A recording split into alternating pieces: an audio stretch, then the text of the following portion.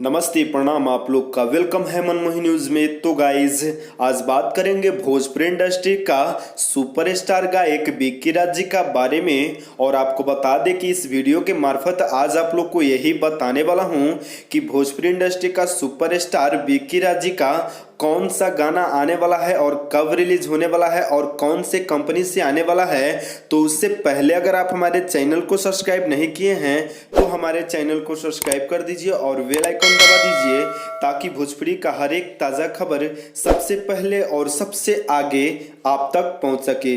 तो गाइज आप लोग से रिक्वेस्ट है कि इस न्यूज़ को पूरा देखिएगा, तभी आपको पूरा जानकारी मिल पाएगा।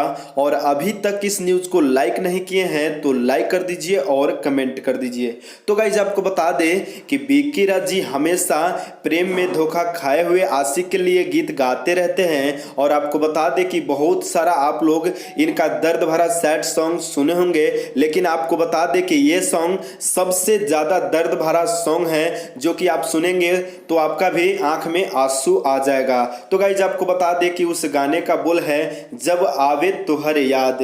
तो गाइज एक बार और सुन लीजिए, उस गाने का बोल है जब आवे तुहर याद। तो गाइज आपको बता दें कि यह गाना रिया फिल्म्स के यूट्यूब चैनल पे 21 मई को सुबह 6 बजे रिलीज होने वाला है। तो गाइज आपको बता दें कि इस गाने को लिखे हैं भोजपुरी इंडस्ट्री का सुप्रसिद्ध राइटर जगजीवन जी।